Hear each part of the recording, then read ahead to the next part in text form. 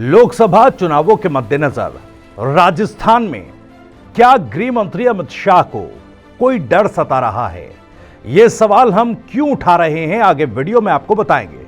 नमस्कार, टीवी 9 राजस्थान पर आपके साथ मैं हूं भविष्य त्यागी।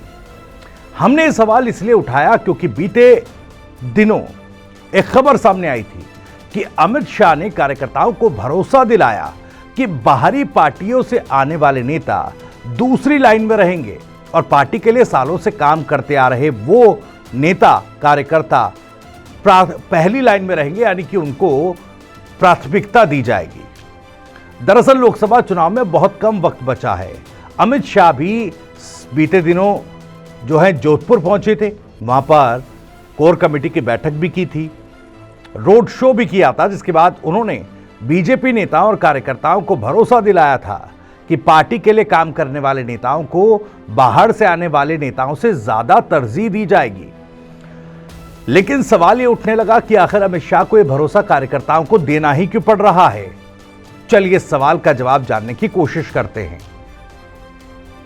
बता दें कि इससे पहले लगभग 2.5 महीने पहले अमित शाह राजस्थान आए थे। उस दौरान महेंद्रजीत मालवीय नए कांग्रेस से बीजेपी में शामिल हुए, जिनका कुछ पार्टी के नेताओं ने अपने अपने स्तर पर विरोध भी किया था। लेकिन हुआ वही ढाक के 3 पात, यानी मालवीय को बीजेपी में आते ही टिकट मिला और बाकी नेता ताक लगाते रह गए। इससे पहले विधानसभा चुनाव की बात की जाए तो ज्योति मिर्धा ने भी कांग्रेस से आकर बीजेपी का दामन थामा था और उन्हें भी विधानसभा चुनाव में टिकट दिया गया, लेकिन वो जीत दर्ज कराने में नाकाम रही।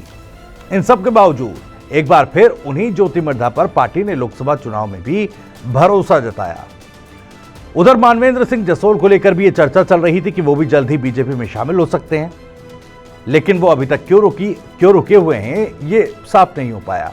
अब पार्टी के बड़े नेताओं को यह डर है कि कार्यकर्ता जो सालों से काम कर रहे हैं, ऐसे नेता जो वर्षों से पार्टी के लिए काम करते आ रहे हैं, ऐसे नेता और कार्यकर्ताओं के बीच ये नेगेटिव मैसेज जो गया है, इसकी भरपाई कैसे हो? इसे आप ऐसे भी समझ सकते हैं कि एक लोकसभा क्षेत्र में लगभग 2600 बूथ होते हैं, जिन पर करीब 5200 कार्यकर्ताओं की जरूरत पड़ती है। इसके अलावा ये कार्यकर्ता ही होता है जो पार्टी को जमीनी स्तर पर मजबूत करता है। और आप जानते हैं बीजेपी किस तरीके से माइक्रो मैनेजमेंट कर बूथ स्तर पर, पन्ना स्तर पर भी कार्यकर्ताओं के जरिए वोटर्स को कनेक्ट करती है, और यही जीत का एक बड़ा मंत्र बीजेपी का रहा है। तो जाहिर है ऐसे में पार्टी के लिए लंबे समय से काम कर रहे नेताओं और कार्यकर्ताओं के बीच पैराशूट प्रत्याशियों को लेकर जो नाराजगी है, वो कहीं पार्टी के लिए परेशानी न बन जाए, यह अमित शाह अच्छी तरह से जानते हैं। अब ऐसे में पार्टी के ऐसे कार्यकर्ताओं और नेताओं को फिर से कॉन्फिडेंस में लेने के लिए अमित शाह को यह संदेश देना पड़ा कि पार्टी में ऐसे नेताओं और कार्यकर्ताओं को बाहर से आने वाले नेताओं से ज्यादा तरजीह दी जाएगी। खैर, इस बयान का, अमित शाह के संकेत का ऐसे नेताओं और कार्यकर्ताओं पर कितना असर पड़ता है? क्या इस बयान के जरिए वो बीजेपी के कार्यकर्ता नेताओं की नाराजगी को दूर कर पाएंगे? ये तो 4 जून को नतीजे वाले दिन ही पता चल पाएगा। खैर, आपको ये वीडियो और जानकारी कैसी लगी हमें कमेंट करके जरूर बताइएगा। आप भी इस मामले पर कुछ कहना चाहते हैं तो कमेंट बॉक्स आपके लिए खुला हुआ है। राजस्थान से जुड़ी और भी तमाम खबरों को सबसे पहले जानने के लिए सब्सक्राइब जरूर कर लीजिए। टीवी 9 राजस्थान। नमस्कार।